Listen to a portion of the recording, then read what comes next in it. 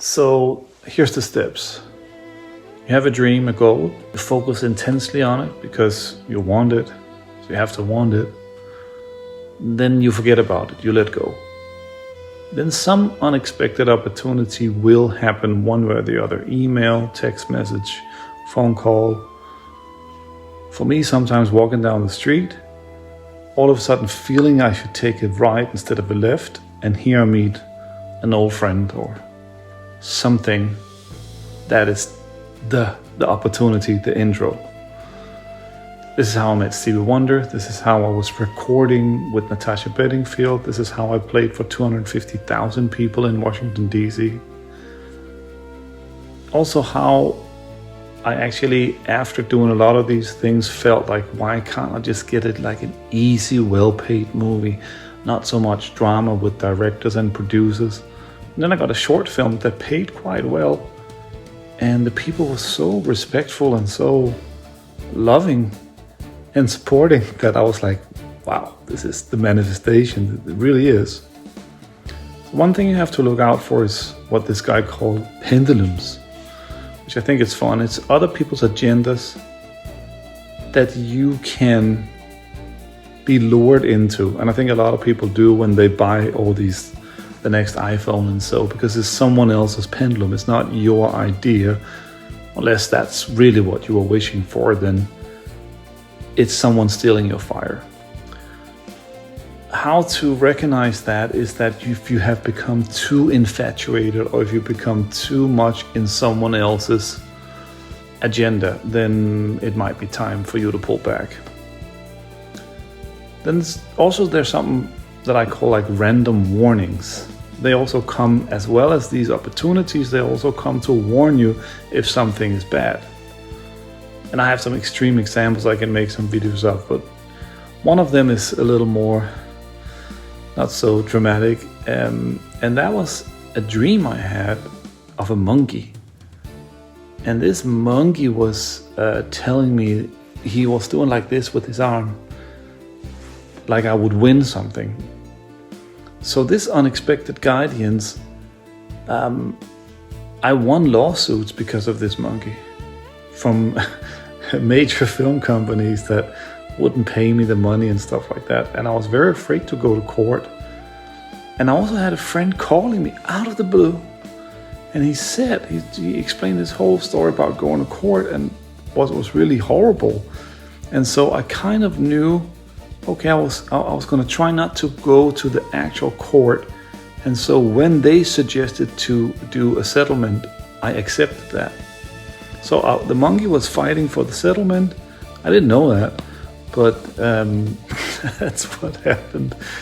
And I kind of think that if I had went to the next step, actually going to the lawsuit, I might maybe have won more money, but this guy explained to me how exhausting emotionally, personally that was. So it was a sign. It's very, very interesting things that just happened. But one thing you can try to pay attention to is there's always a little resistance, either the resistance in believing this is working, or the thing is you walk down and you want to make a right instead of a left, as you usually do, but then you decide to analyze it and you say, why would I do that? And then you make the left and then nothing happens. So there's this resistance that if you actually go with that, which I usually try to do because I'm like, okay, what do I have to lose? I have to make a right instead of a left. Then there's a surprise for me around the corner. Someone told me, go down to this place and hang out. They might need some assistance. And I went down to this place and hung out. And I was like, yeah, what's this? There were some young people doing dancing, singing, and it was all fine, but I didn't feel I was fitting in. And then the musical director, he said to me, oh, you played me some of the tracks. The songs were cool and all that.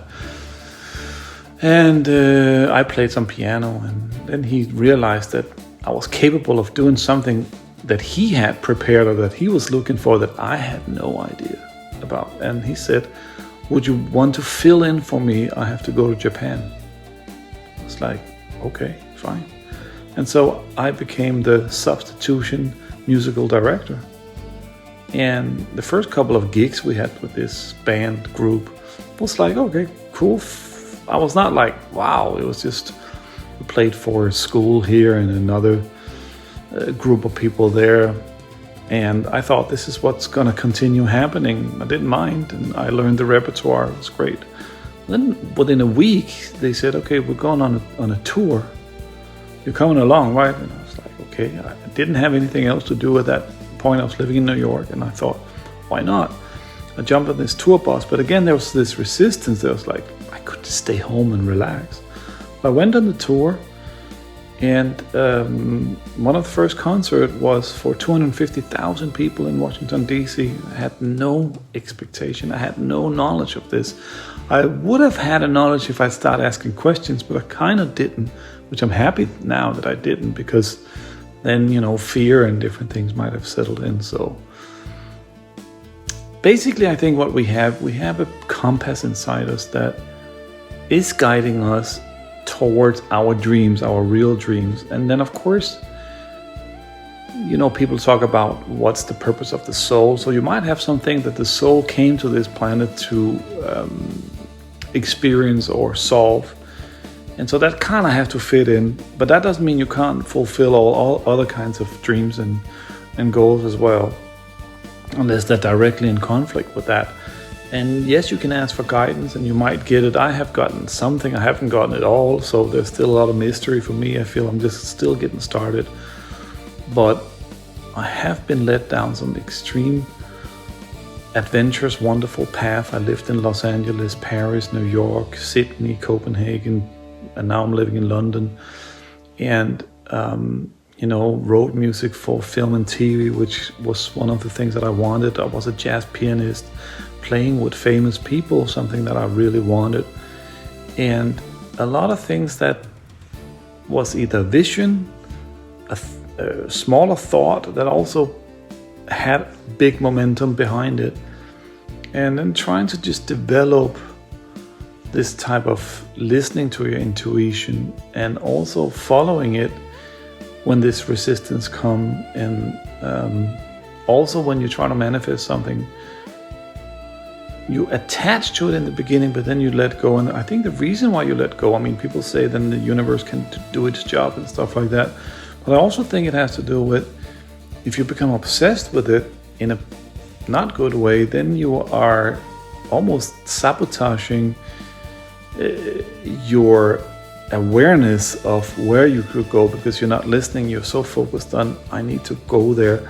And we have, as human beings, very linear thoughts. We think things are walking down one road and then 1, 2, 3, but it's all a mirror of crazy labyrinth that we could never have predicted. So this is what happened to me, and I can, I have a lot more stories like that, but just wanted to let you know.